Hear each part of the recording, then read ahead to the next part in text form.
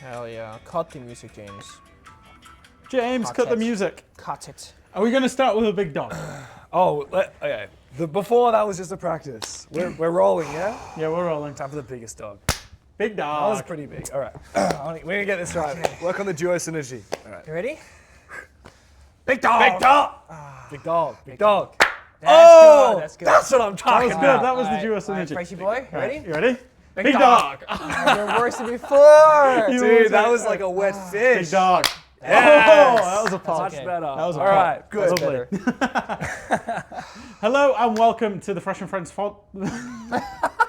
How do the fresh Hamda. No. It's the Fresh and Friends podcast, and there's a great show coming right up.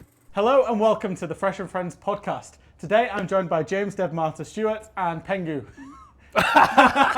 and Nicholas Pengu Yes, there it Maritson. is. And I am joined by Jack Fresh Allen. Thank you. How are you guys doing? I Right. will be blunt. I'm still figuring this podcasting out. This is the second time we've recorded this episode specifically. We did only lose about 5-10 minutes of talking, Yeah. so Yeah. we'll jump back into what we were talking Yeah. about. This episode is going to be about casting. But first and foremost, how are you both today? Good. Voice fucked. That's okay. We got 2 days off.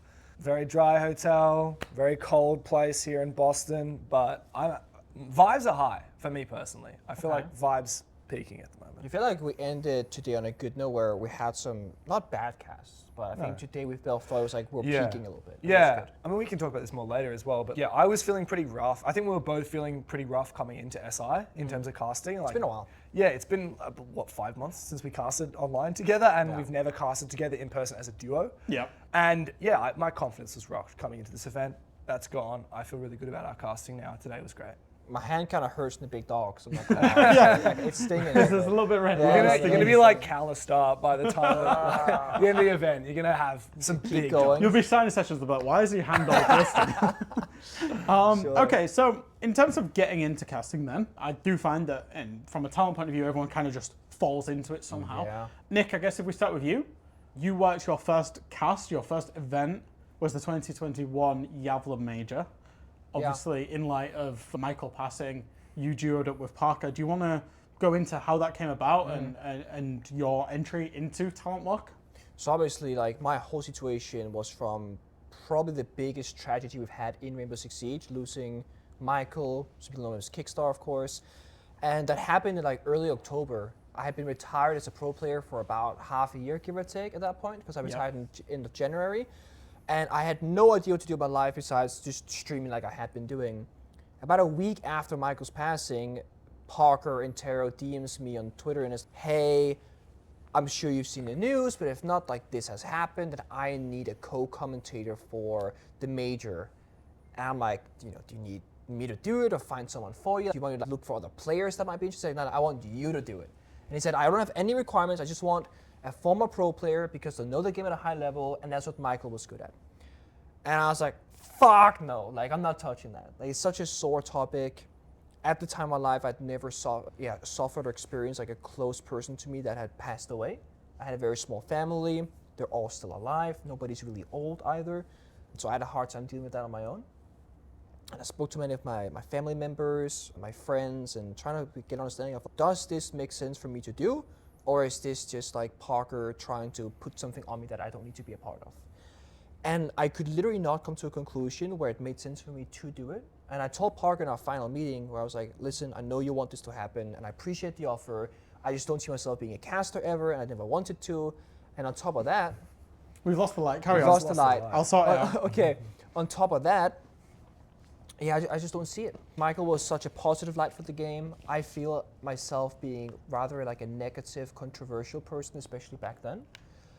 And Parker pretty much said, okay, I get that, I understand, but I just want you to know that what I wanted from this is I want the community and the fans to have a voice and a face that they can understand, they can recognize, because they'll find comfort in it. Even if you're shit at casting, or you say the wrong things, you will be a person that can give comfort to so many people because they grew up with you, they grew up with Michael, and it won't be some stranger that's gonna be talking to them. Yeah. And when he said that, that's when I was like, okay, I can do it for that reason. It's not about me or my ability. It's about making sure that everyone else who's a part of what I call like my family and my online world, that we can all get better together. And so I had to get a suit and go to Sweden for Gävle, and I did like group stage and one quarterfinals match. Mind you, there's no crowd. This was during COVID days. Yeah. And I had to fly to get to my visa to work with Darkseer in North America. And my very first day, you know, you get there, you meet everybody, like, hi, my name is Pengu or Nick, what do I say? I guess I'm Pengu today.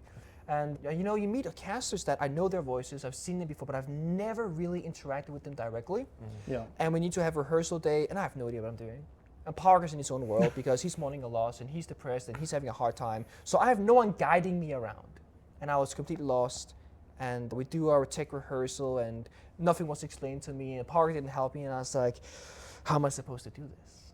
But then it was actually Ace and Des, who thankfully are still casting at this event as well, who just kind of sat down and tried to ask me questions like, what do you think the players are thinking right now? How would they attack this round if you had to describe it to us? And me talking to them privately about that helped me understand how to relay information to an audience. And they also learned some, you know, snippets of like how to break apart things analytically from a pro player's brain. We both benefited from it. And I think all things considered, I've never looked back at the casts, but maybe I should one day actually. But all things considered, in hindsight, I think it went okay, given the circumstances. And then Parker and I basically pretty much made a deal that if we cast together until SI, so this was November, if we cast together until like end of February, that'll give him time to find the replacement, and it also rounds off the whole year and there's a break and stuff, if that makes sense. And then somehow, some way, it's 3 years ago. Yeah. Which I'm still here. Obviously now I cast with you, but we just kind of, we never, after SI came around, we never spoke about when we should stop. Yeah. We just kept going and kept going and kept going until present time. So that's how I got into it. It's a massive tragedy. Tried to make something positive out of it.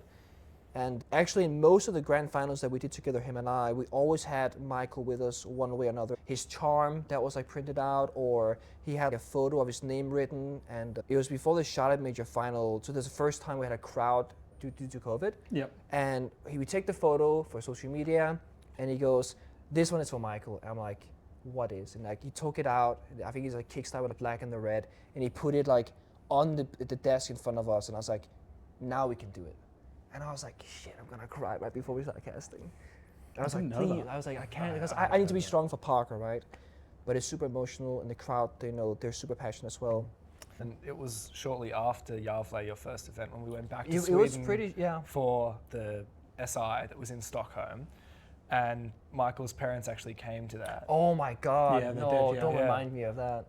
It was, no, so that was brutal, because it was the MVP Accommodation Award, Which was going to be given to we were all Michael. in the green room together, Yeah. weren't we? There was all of the talent, Michael's parents, Yeah, Ubisoft came as well, and yeah. And then they ended up doing a segment as well. Yeah. I on remember the Milos and broadcast, Parker, which and was probably the most intense day Yeah. at a broadcast. We had to cast right afterwards. Yeah, Yeah. and you were doing a grand final at SI, which was your Yeah. first grand final as well. Wow.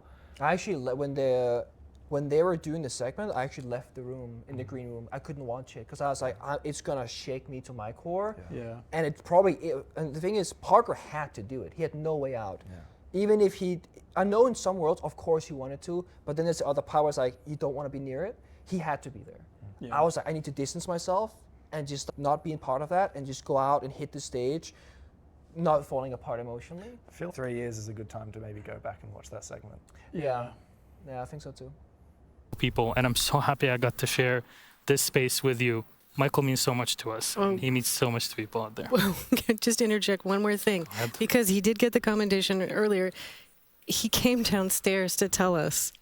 So we're sitting in the kitchen, and he walks in and says, I want MVP. So we knew, he knew, and this feels better knowing that he knew, that he had to keep that secret. But yeah, thank you. Thank you guys for being here. Thank you so much for all that you've done for this wonderful person that we shared our lives with. Thank you so much to the Siege community for all that you've done, for Michael and all that he's brought to you. Always remember what he taught you: dedication, love, and making sure that everybody around you feels welcome and safe. Thank you, Michael. but that was my introduction. I was very lucky that I got some prep work before the crowds came back due to COVID, because I think being thrown in the deep end like that would be very intimidating. I did a grand finals SI TSM Empire without a crowd, a Charlotte Major not long after, did a finals with a crowd, and that was, just thrown into it. And I guess I learned to swim. Thrown in the deep end and learned to swim. Really. So, James, if we move through to you, you've been talent for, as long as I can remember. Long time. You are one of the longest serving talent members. So first and foremost, how did you end up becoming talent? Well, firstly, there was a joke I made last time I recorded this, which I'll say again. You guys have to pretend that it's the first time I said it, which is, I won 4 world championships. Good one, James, good one. It was funny the first time. You guys are going to have to take my word for it. But yeah, so I started playing Siege when I was in high school. I was in my final year of high school in Australia doing year 12, and I hated my exams. Like, I got mad anxiety from it, and I kind of distracted myself by playing Siege. Nice. My first season playing was Skull Rain, which was season 3 of the game. It was when Caveira, Favela, and Capital came out. And I remember it was the first time I'd really played competitive games. Like, I'd played like shooters on Xbox, like Halo, but now I'm on PC. Wanted to like take things a bit more seriously. I grinded to gold, and I remember being like, wow, I've grinded to gold, and I don't even have anyone to play with. This feels You're really so good. Yeah, dude, I'm so good. Yeah, and I just remember feeling really rewarded out of that, and then kind of got swept up in like watching Serenity 17 videos. Oh, yes. And and then he mentioned something called scrims. What's that? I follow the breadcrumbs, and now I'm watching season 3 of the Pro League, which was when it was Continuum, Canadian playing for them, versus Playing Ducks, which is Zeronic's old team. Yeah. I remember watching that grand final, and at that point I was just like, I was won over as a viewer. And I'd never watched esports before. No esports. No League of Legends, no any other esports. That's impressive. Like, never even Counter-Strike. Okay. So this is my introduction to it. I started university the next year, and every day I'd come home from uni and I'd be like, I didn't care about uni. I just came home and played games. And like, I was trying to join teams and stuff like that. And Australia, our internet infrastructure is really far behind. We didn't have fiber internet. It was copper cables, which meant that my upload speed was 0.4 megabits per second. Dear. I could not cast. That's like, I couldn't brutal. just open OBS if I wanted to and like stream. So I had to join a Skype call with other like amateur casters and follow whatever like shitty games they were doing. We didn't have a pro league in ANZ at the time. It was only Europe and North America, and shortly after Brazil. And so, I was just like commentating like some, tournament for gift cards or something like that, where like the best team in Australia, the prize was like $12. Nice. And and I 12 just, Australian dollars. which is like nothing here. Anyway, so I just kept on doing that, and I dropped out of uni. I was like, okay, I don't like, uni's expensive. I'm gonna instead drop out and just get a job in a cafe. And I didn't even have a plan with esports. I was just like, I'm wasting money with university. And then it was like only a couple of months, like a month or two after I quit uni, and I got a call up from someone from ESL who used to run the Pro League, and they said, hey, can you fly to Sydney, which is, I live in Melbourne in Australia, so hey, can you fly to Sydney and do the APAC Pro League finals? It's the first ever APAC Pro League finals. I did that event, I didn't even get paid. They flew me there and paid for my accommodation, but there was no pay. That was the payment. Okay. That was the payment. And at the time, I didn't even know that people got paid for these things, right? Yeah. It was just like, free trip. Shortly after, I realized, I should probably be charging money for this. And that was just how it all started. And then one thing led to another. And my first international event, I was doing like the APAC Pro League for a long time. My first international event was SI 2019, when you guys beat Empire, and I got a job on the analyst desk. Yeah. And that was like huge for me. And then, I just did the analyst desk for a lot of subsequent events, and then eventually got offered to do, when Faceit took over, do the Europe League. Yes. And and kind of just been following whatever's come my way since then. So I guess I am kind of one of the longest running talent, because I started in 2017, which was pretty early days in terms of Pro League. But Who did you, because we'll come on to this, because you duoed with Mandy for a long time. Yeah. Before that period of time, because Mandy was an observer, who did you duo with, or did you kind of just float around? The thing is, I didn't really duo. My first event I did with Cthulhu, who's actually still casting. Yeah. He lives in New Zealand. But we were never like a set duo. And then my next event I was doing with a guy called Elastic, who never stuck around. And then after that, Infian Ewok, who I think still floats around in the scene. He was with CGG. Yeah. I did a few events with him. I did some with Rob Manic, actually. Yeah. Pengu's just left. He's I got a like just- cough really bad. I did some with Manic. I did some... He's taking the mic, so it's still. Dude, you're still coughing into the mic, bro. No, you can take this off. Yeah, but it's still on. Yeah, but it's not two different audio tracks. No, it's not. No. We're on I'm the same so sorry, audio track. guys. I trolled. We'll give Nick a second. If you need to go cough, leave the mic over here and go and cough not near the mic. Oh, have you turned it off? I just had to like really get it out because it was not leaving me. Okay. So Apologies. All right. So yes. have you lost the magnet? No. I got this. Just keep going. I All got right. this. Hey. So while Nick does that, yeah. So I was just floating around. I became like a pseudo. I called myself, which is, yeah, I mean, I would not say this on broadcast, but it's your podcast, it's fine. I called myself the caster slut for a while because I just always was casting with someone else. Oh. So I would cast with Raven, who... Oh, yeah, okay. Brandon. Yeah, I casted with Raven, Brandon. I casted with Manic, Rob. I casted with Guz. I casted with Xenox for a while. Like, basically, in 2019, I was working full-time for Ubisoft Australia, like, helping with their esports program. And part of my job was, like, recruiting talent. So I worked with Rob on a Rocket League broadcast once. Yeah. And he casted Counter-Strike. And I was like, dude, you should cast Rainbow Six. And then he came over and joined. Brandon Raven had been a coach and a player in the APAC Pro League. I said, dude, you should cast. And then he came and joined us. Guz had been a streamer, and I said, dude, you should come cast. Was a streamer? Yeah, he was a streamer. Really? Like in Siege or? Yeah, variety. Oh, variety, But okay. yeah, and Xenox had been casting Overwatch, PUBG, and been very successful in his career, and yeah, he joined. So you are the sole reason behind what is the most entertaining regional broadcast right now, which is the OS League. That's what you're telling me. oh, I mean, if you boy. put the words in my mouth. But it was just kind of the way that I fell into that role with Ubisoft Australia. And at Yeah. the time, we didn't have a very strong and large talent pool. And there was so many good casters in Australia that were working on other games.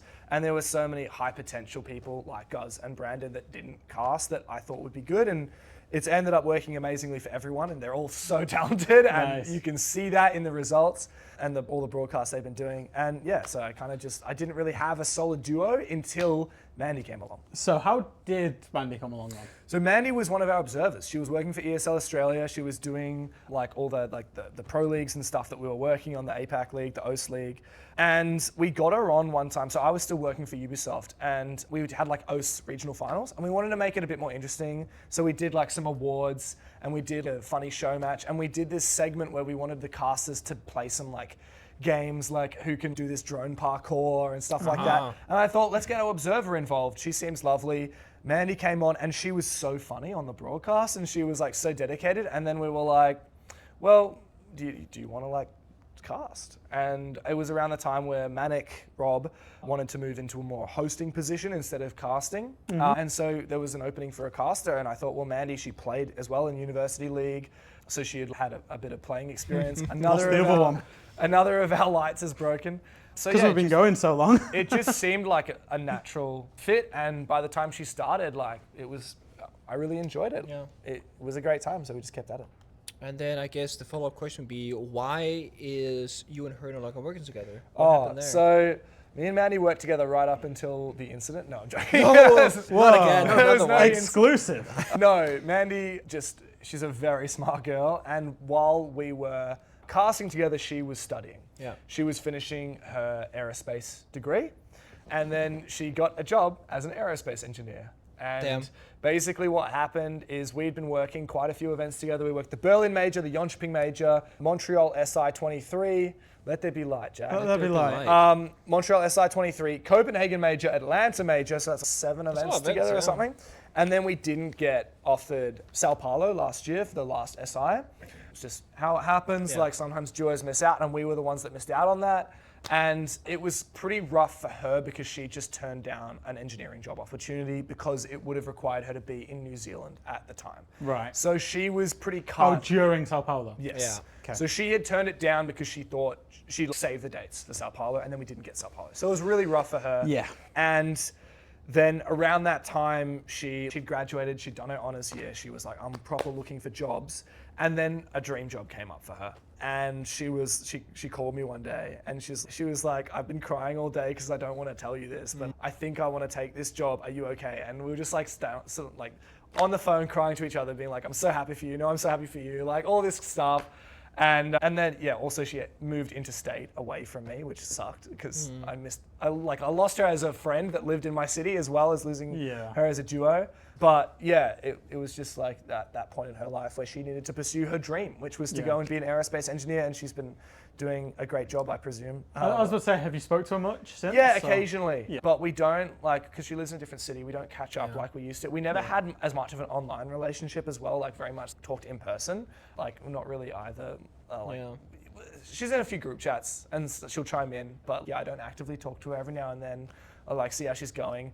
I went to her apartment after she moved out to grab her old washing machine because she left it there and she's like, shit, I need to get my washing machine out of the apartment. I rocked up and got rid of it. So that's the extent of our relationship. Nice.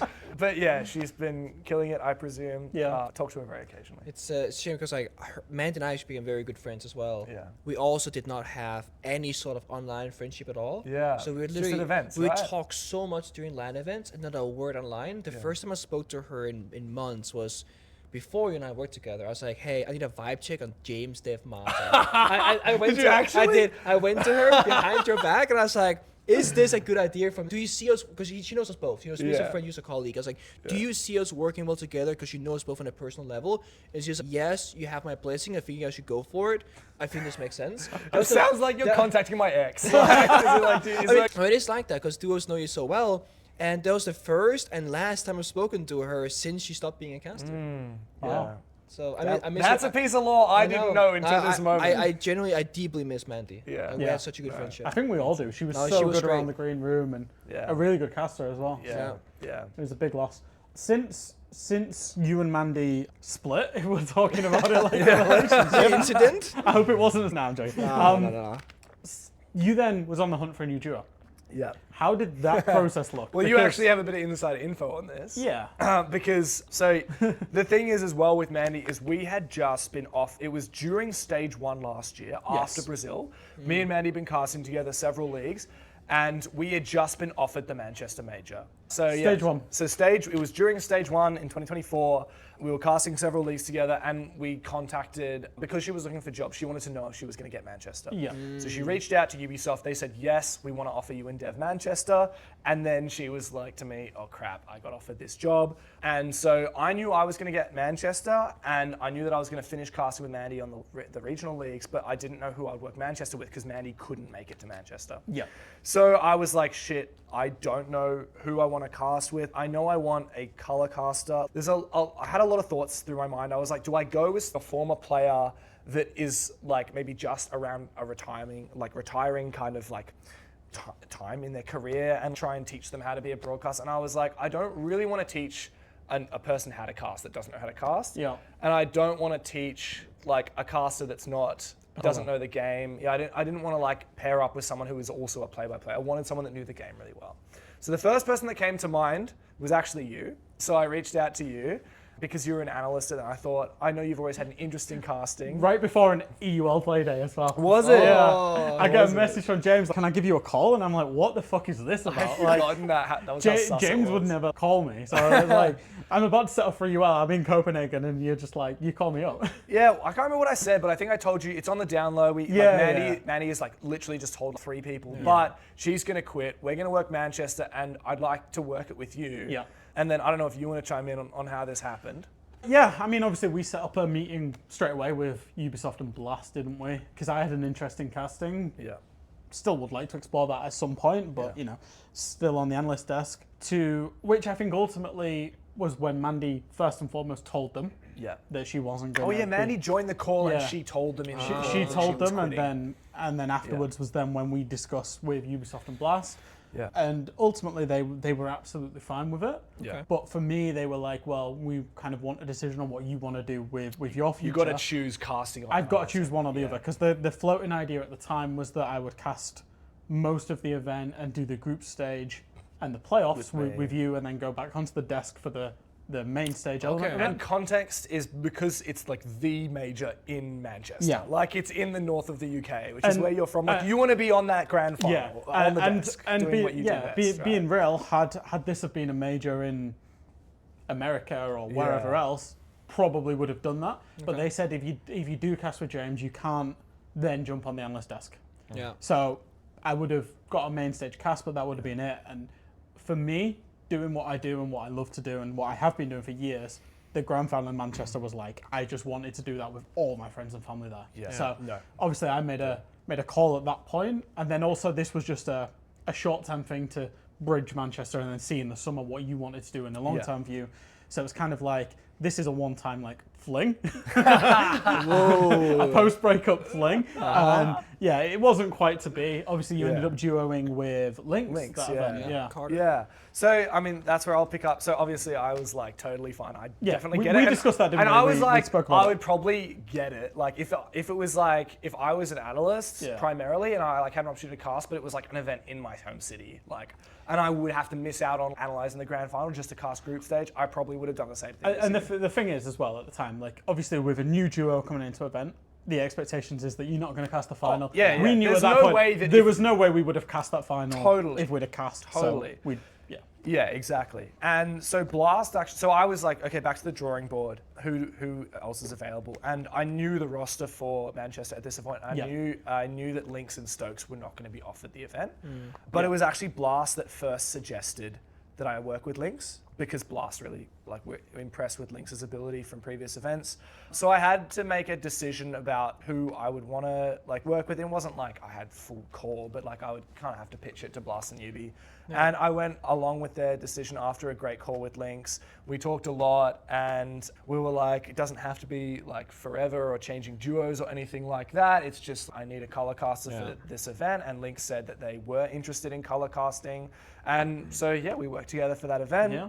And it was great. Lynx is a beautiful person. I really enjoyed working with them. And yeah, I think that it was pretty clear for both of us at the event that maybe because I think they wanted to play-by-play more. I'm not sure. Which is what they do in their duo. Yeah. Exactly. So I wasn't really sure. We didn't explicitly talk about it because we kind of said it was a one and done event. We just ended up not working together, and also that was when you and I started talking at Manchester. So Yeah. how did that come about? Was that Manchester that you first kind of floated the idea? Technically, yes, Do you- right? Can I say how I think it happened? And you Sure. can tell me if you dispute this. Okay. So also, and you knew this because I probably mentioned it to you. Probably. But from the get-go, as soon as Mandy left, I've always known that there's one person that I have wanted to duo with. Not to gas you up too much. Sure, But sure. for a long time, I've really wanted to cast with a pure color caster, someone that knows the game better than anyone. And so always it was kind of a dream to cast with you, because that's exactly what you are. You know the game so well. You're you got the street cred, and yeah, it just I've worked the streets. it was always freaking the streets. It was always I thought it would be a good fit. Yeah. But I was like, oh, you're casting with Parker, so I never even want to approach you because that would because you're Yeah, it wouldn't casting make with Parker, sense. right? Yeah. And I think I mentioned that to you. Yeah, you did. When I was like, hey Jack, I'm See, if we'd have done Manchester, you'd have left me for him. Oh, No, then what you You about leave fling. Mandy, and then now you're leaving me, Oh, James. what Mandy what left if, him. what if The ultimate casting reality, slot. what if I had casted with you in Manchester and then said no to him? Oh, that'd be crazy. And I also, Lynx knew as well, I was fully transparent Yeah, with Lynx. So okay. I was like, hey, actually ask Jack first, and I kind of wanted to ask Pengu as well. So everyone knew the situation that's good. more or less. And then, but I still never mentioned it to you because I knew that you were casting with Parker. And then my memory is we were at the event and you just mentioned it to me casually. You were like, hey, I can't remember exactly what you said, but you would express interest in casting with me. Yeah, so during that time, I had been going through a rather long process with Parker involved as well, where I said, hey, when we started working together, I lived in North America. We worked in the NAL, so it's local times, from afternoon to early evenings. But then I came to a point where I moved back to Europe. I kept working the NAL on the graveyard shift. So for me, it was twice a week, 11 p.m. till 6 a.m. And then I did Brazil, which is 9 p.m. till 4 a.m. Twice a week. So 4 out of 7 days in a week, I was working that shift. Then I was doing content with PC Talent at 6 a.m. till 4 p.m. some days, and scrims and stuff. So I had very contradicting issues in my life there with time schedules. And at first I rocked it out. I did it with Parker for a good year. But every single time I told Parker, hey, if we're not going to be in the studio where I can like short-term live in America, I don't know if I want to keep working the NAL. Not because of you, Parker, we're great, but because like my life is getting turned upside down by this like graveyard shift. It was wrecking my life. But much like yourself, who do I work with? It was a situation where I didn't have a lot of options, mostly because I'm a color commentator, which means I can talk about all the boring stuff on the screen, but I can't make it exciting all that well.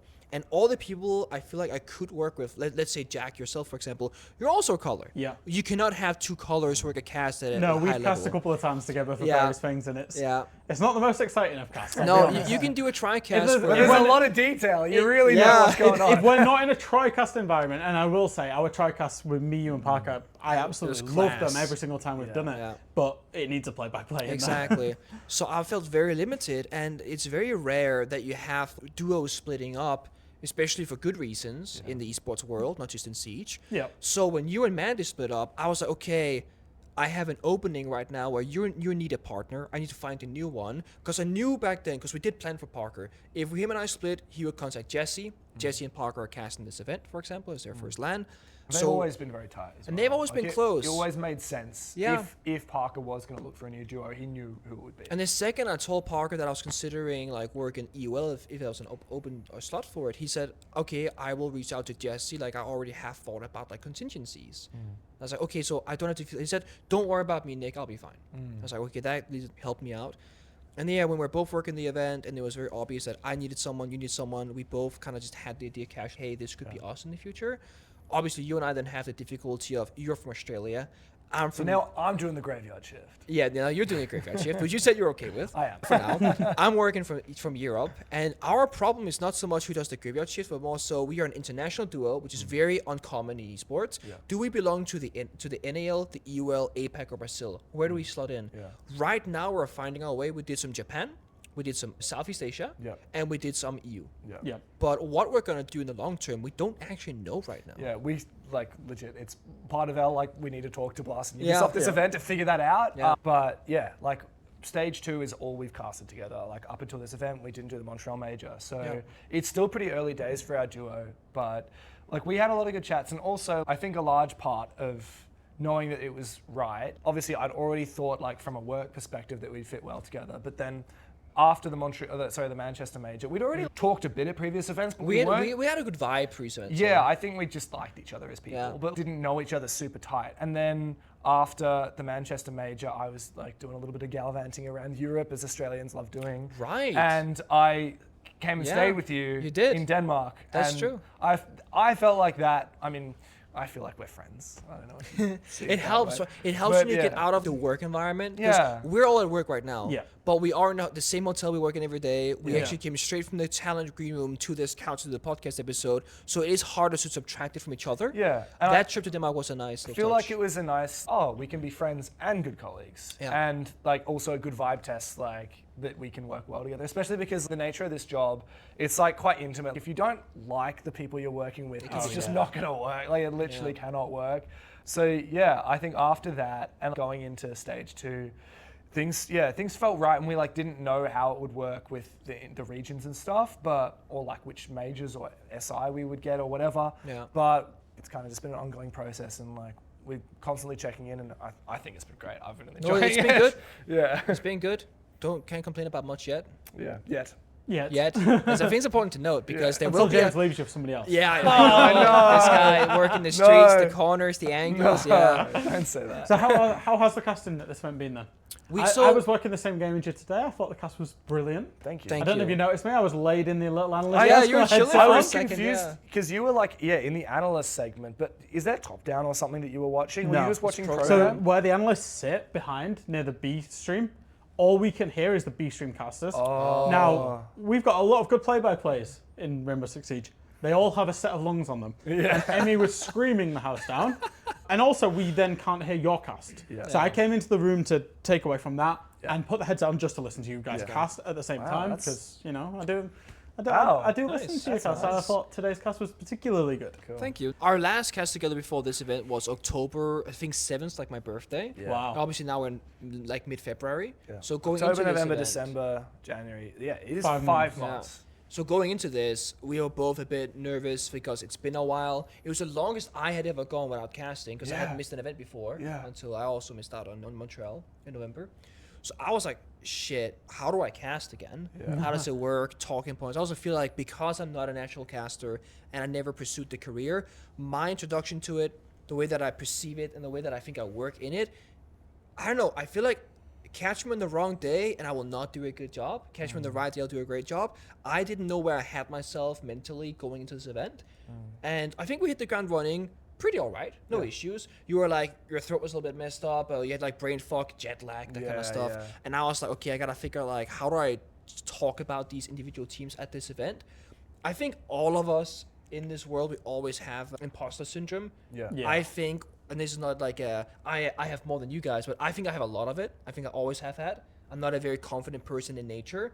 So I was a lot like, I'm not good enough for this event. I know you said the same thing to me. Like you felt like your cast was not at the level that you wanted to be, but you still believe you can get there again. Yeah. So for us, this was a big tester for where are we as individuals? How are we together? And try and see what the potential in the future could look like. Yeah, and there's an element of I've definitely felt the pressure to prove ourselves. Yeah. By Which not complicated getting the things. Montreal Major. Yeah, like not getting Montreal Major and just knowing that things are always changing. We don't know like what regions we might cast this year. So, okay, well we have to do like the best job possible. And I was really jet lagged this event, which like I don't usually get this badly jet lagged. I was really tired and I just had my confidence rocked for no good reason. I just nerves, which, you know, it doesn't matter how many years you've been doing it. 8 years on, I'm still getting nerves. Yeah. But yeah, so first couple group stage, I was still satisfied, but I felt, and this is what I was saying to you, I felt like instead of being relaxed and on automatic, I feel like I had to concentrate. I was like 10 cups of coffee. Like I was just like trying my hardest, like way too hard. And then come playoffs, something clicked in me and I just felt so relaxed and so good about our casting. And yeah, today was awesome. Feel really good about today, even though my voice is fucked. And that's the crazy bit as well about talent work is like like you've said it again, you don't know where you're at for next year. I don't know where I'm at.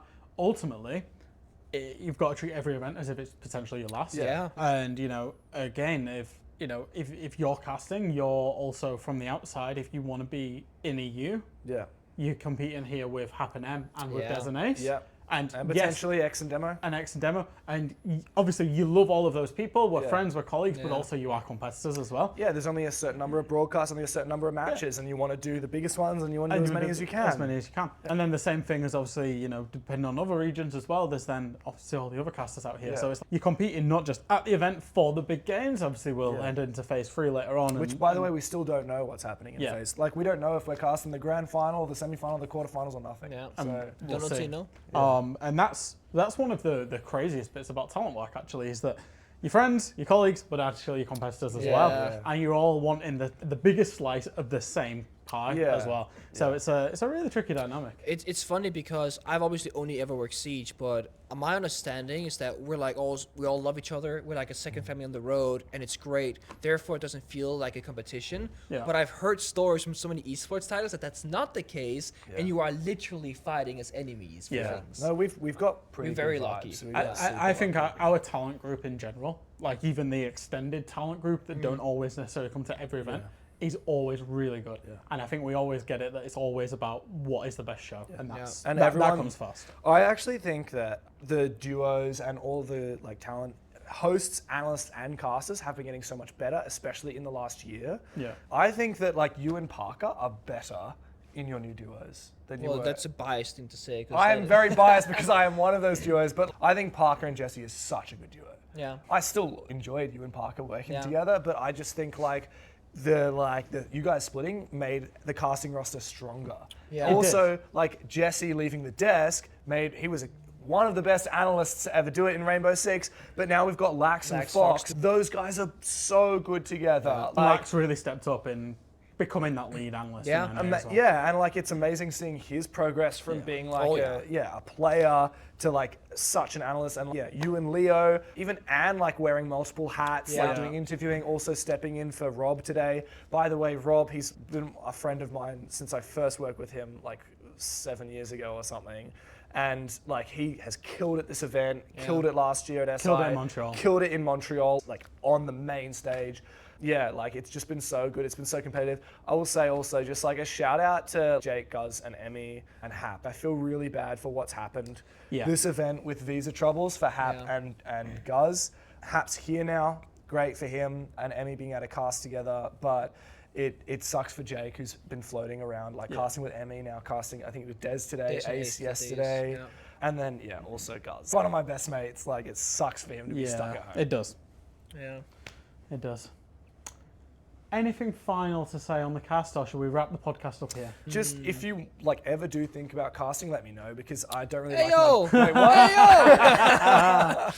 No, it's a great thing that the product has gotten stronger, but I sat down and thought about this the other day.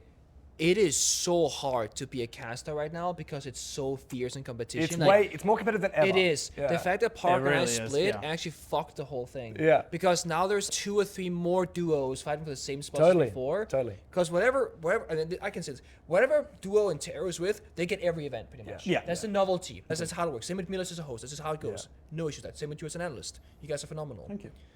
But us splitting is like now Parker's over here with someone. I'm over there with someone. You got 2.5 Aussie duo or 1.5 Aussie duo. Yeah, true. And There's also Australian. Jake and Guz have stepped up massively they in the started last getting year. international events. Like last year doing the SI Grand Final, the yeah. best match of all time. They really proved themselves Yeah. there. So like where it used to be, there was like 4 main picks and like a lot of other people getting in. Now it's like we have so many strong duos. Yeah. So it's so hard to pick who will get an event. That's the thing, is like, so, and I can say this because I'm outside of the casting group Okay. as well. In my mind, that there are like non-negotiables for every event in terms of the casters, like you said. In my Yes. mind, it was always Intero and Pengu, Ace and Des Yeah. were your dead sets. Yeah. I think that's more expanded now. I think that's Intero and Jesse, Ace and Des, you two, and then Jake and Guz. I think those 4 duos are like, they should be at every event because they're operating. And that's not to say nobody else is worthy of the event, but I think the level that all of those duos can operate at or are operating at is incredible. And then you've still got Hap and M, Ollie and Demo. You've then got Links and Stokes Stokes. and Links. Yeah. Some of the other people that do some of the wider talent in terms of the other leagues as well. There are so many casters. Yeah. Blast and Ubisoft don't have an easy job with it. No, No, they do not. no. And same with Again, that fans. pie is only the same Yeah. size. Yeah, and same with fans, like, because like obviously talent announcement goes out, and there's always gonna be dissatisfied fans because we all have our personal favorites. Yeah, Yeah. totally. And we're all fans of each other's work as well. Yeah. We're all Yeah. friends. And this is the reason why some people don't make events. Whether it's for logistical, like when we're in North America, you're often gonna have 2 North American duos take out 100%. spots. That's how it goes. Yeah. So some small insight into why people may or may not be at these events. We can't all be here, sadly. Yeah. Okay, and I think on that thought, we'll close out the podcast. Thank you, both of you, Thank you. for your time recording 2.5 episodes, because the second Half an one went a episode bit awry, twice. and this is the actual second one. And thank you to you at home for watching the podcast. Thank you for all the support. It's been absolutely incredible. Stay tuned and make sure you watch the next one. Bye-bye.